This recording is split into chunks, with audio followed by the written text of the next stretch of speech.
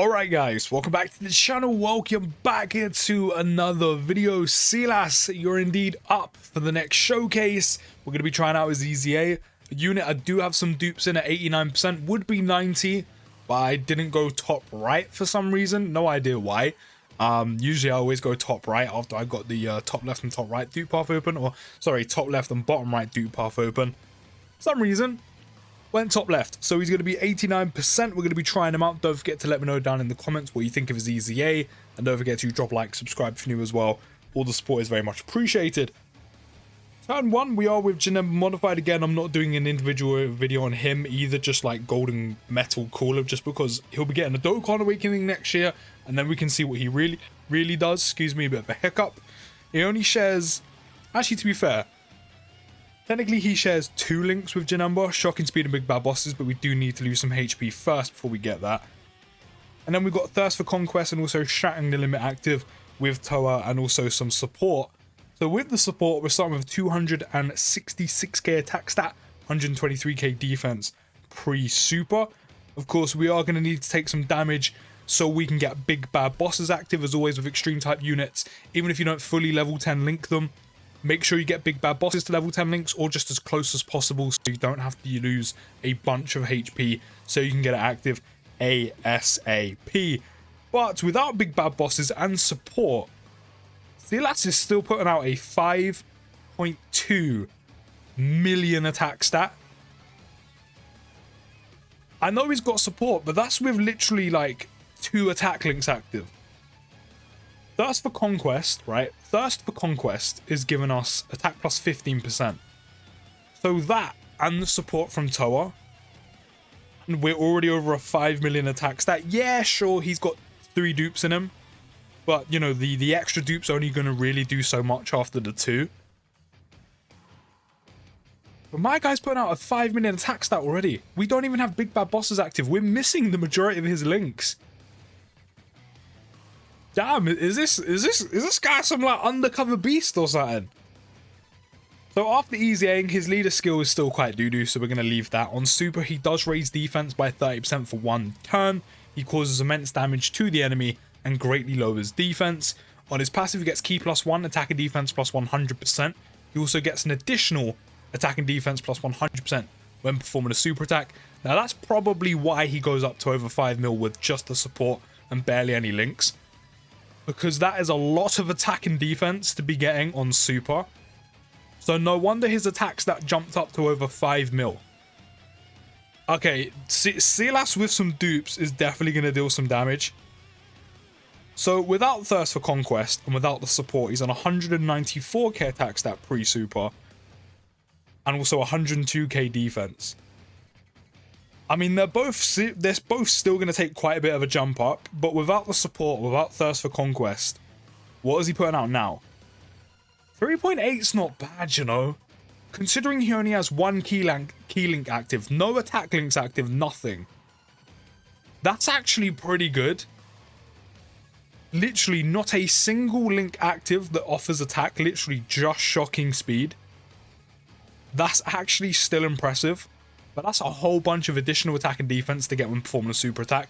No wonder it jumps up so much. Artificial Lifeform category allies also receive key plus 1, attack and defense plus 20%. And Time Travelers category allies get key plus 1 and attack and defense plus 20%. Of course, if they share both them categories, they'll get key plus 2 and attack and defense plus 40 in total. And he also has a high chance of evading enemies' attack, which is pretty decent considering his defense is in an okay spot pre-transformation. So of course Sealas has a transformation which I always thought just looked like something that just didn't belong in Dragon Ball. Like, it generally gives me like Final Fantasy vibes or something, what he transforms into. And then of course he will fuse when conditions are met, which he will fuse with arms starting from the 5th turn from the start of battle, which of course we are currently on turn 4, so next turn he should actually be transforming. And considering he hasn't really even had any attack links active, let alone Big Bad Bosses, he's actually impressed me. Pre-transformation, he's actually really impressed me. Like, look at this transformation to this day is still ridiculous. Like, it just doesn't belong in it just doesn't belong anywhere near Dragon Ball. So now we have some more links active. We have Brainiacs, we have Cold Judgment, Infighter. We have some more links active. All I know is Sealas without links active, with literally like some support and thirst for conquest, was already dealing some very, very impressive damage. We still don't even have Big Bad Bosses active, so I can't wait to see how much damage he's going to do now. But turn 1, post-transformation, 235k attack stat, pre-soup, and 134k defense. He's gone up a little bit. But again, this is all without Big Bad Bosses. It's a shame it's an automatic transformation, because then I couldn't really show what he does pre-transformation. 5 mil! 5 mil! With a 3.99 million crit, and my guy just hit an additional as well. 5.3 million, and in total he's done like 6 million damage there. Damn, Sealas is packing a punch. I mean, to be fair, his transformation really does give me like final boss energy. Like, he really does look like a final boss. He's dealing damage like a final boss as well. It's a shame his transformation is kind of like turn-based, like it's not an active skill transformation, because we didn't really see what he could properly do, you know, with some links active with Fu and, you know, also support. Like, it's quite difficult to jam that all in. I'd have to keep resetting the event. Even still, it's still difficult to jam that all in, especially while trying to get Big Bad Bosses active as well. Considering he isn't level 10 links, which I'm probably after this video going to start link leveling him just because of how good he looks already. We'll just mainly get Big Bad Bosses active without needing to lose a bunch of HP. But to be fair, if you were to use him normally, this would happen, because of course the transformation happens on turn 5 no matter what. Like, even if you don't want it to happen, it's happening. Tough. So we can get Thirst for Conquest active again. So with support, without Thirst for Conquest, he's on a 334k attack stat, pre-super, 190k defense, which is really good. And with Thirst for Conquest, we got up to 376k attack stat, 192k defense, which again is still very, very good. Just in case Fu doesn't dodge, we'll have a Yema active. We'll get some orbs. We also still need to lose some HP, so maybe Fu won't dodge every single attack that's coming his way, or maybe you would. It actually would have been quite ideal if he got hit prior to him dodging. I also didn't want to die, so the Yema was kind of needed there. But yeah, after he does transform, he still raises defense for one turn by 30%. I'm surprised they didn't increase that. I also missed that. It was probably almost like in almost 6 million. It was like, considering what he put out pre-support, it was probably getting closer to 6 million. It's just maths. But yeah, he still raises defense by 30% for one turn. I thought, you know, maybe that could be increased rather than keeping 30%, but still. He still causes, or does he still cause? Does he still cause immense damage? I'm actually not entirely sure. Does he? Yeah, he still causes immense damage, which actually kind of makes sense. For some reason I thought that changed, but he does now massively lower defense. He gets key +3 and attack and defense +20, so that has increased from key +1 and attack and defense +100%. The Emma's still active. He also gets an additional attack and defense +120% when performing a super attack. So he's gone from key +1, attack and defense +100%, and an additional attack and defense +100% on super, to key +3, to attack and defense +120, to attack and defense +120 on super as well. No wonder why his numbers are very impressive. He also gets an additional attack and defense +10% with each attack performed, up to 30%. So only 3 attacks. So he's actually kind of fully built up now, because I'm pretty sure he done an additional the first turn he transformed. He also performs a critical hit when a target enemy is in attack down or defense down status, which a lot of harder content in the game, you can't actually do that. So, you know, kind of focusing on additionals rather than crits isn't really a big deal here. In fact, no, it kind of is, because he also launches an additional attack that has a high chance of becoming a super attack. So he has both built-in additionals and crits. However, I'd still probably evenly split them, or kind of, actually no, I'd probably still heavily go crit, just because, again, a lot of harder content in the game, you can't lower the enemy's attack and defense in red zone, only in ESBR. Whereas that additional is guaranteed no matter what, and it has a 50% chance, which is a coin flip chance, of becoming a super attack. So, I mean, Sealas is actually looking very, very impressive. Like, he is looking very good. Very, very good. Annoyingly, we're going to get a Dokkan attack, and we're kind of in the region to get Big Bad Bosses active, but we need Janemba on the rotation. But we're about to recover HP with the Dokkan attack. He's on a 5.77 million attack stat right now. I'm gonna skip the numbers. He's on a 5.77 million attack stat right now. So Sealas, once he's transformed with that guaranteed crit, by the way, because of course he doesn't raise his attack at all on super, so the additional just helps him essentially do extra damage, and more importantly for harder content, raises defense by 30% again. But that's over a 5 million, near a 6 million attack stat, with also the chance to crit built in, if of course you can lower an enemy's attack or defense, along with the fact we have dupes in him where he can also crit. And also having a built-in additional combined with the fact we have him at 89%. So he could potentially super attack 3 times in one. Could you imagine if all the stars aligned in Dokkan that you want to happen, right? All the stars aligned. That means a built-in additional, so he can super attack once, raise his defense by 30%, do some decent amount of damage, you know, between 5 or 6 million. Also the possibility of critting, dupe system or built-in. You know, there's that possibility. Then hit an additional because he has one built in. Then also raises defense by 30% again. And again, there's the possibility to hit a crit if you can lower attack and defense. And again, dupe system, we could potentially crit. And then the dupe system additional as well, where he raises his defense by 30% once again. And also the possibility to crit.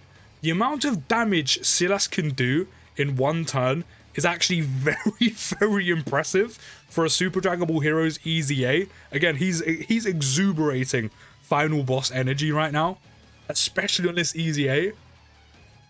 And also the amount of damage he can do, not only because of the crits, the actual raw damage he can do to the health bar of an enemy, but the amount of damage in total. Think about the 3 super attacks, all potentially critting as well.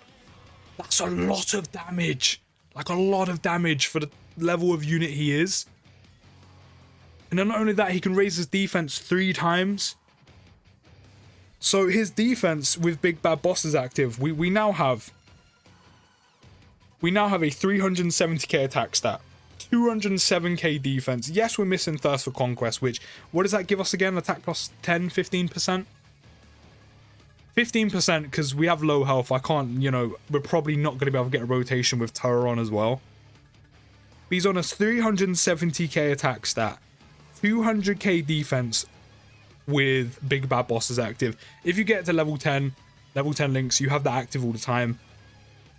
His defense, after supering the amount of times he possibly can with dupes, puts his defense in a very good spot where he should be able to tank, even if he doesn't get the dupe system additional off, and just supers twice.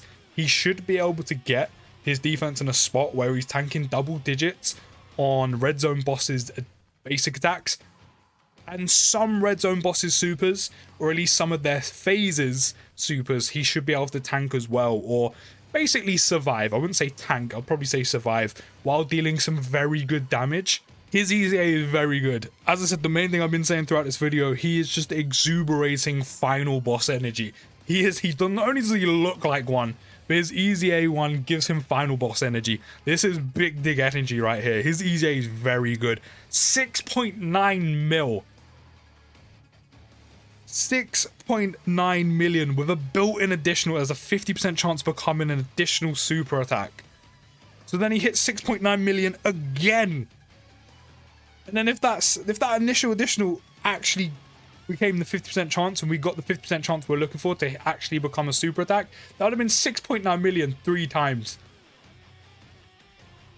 He's very good. Actually, no, we can actually get a rotation with Toa. We can actually get a rotation with Toa. We should be.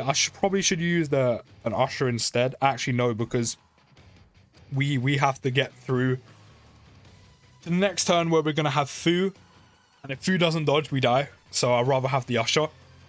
His EZA is good. It's so good. It's very good.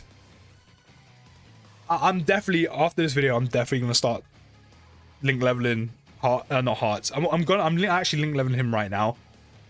Video pending for him, but I'm also gonna start link leveling Sealas. Having big bad bosses active ASAP with him makes him incredibly dangerous.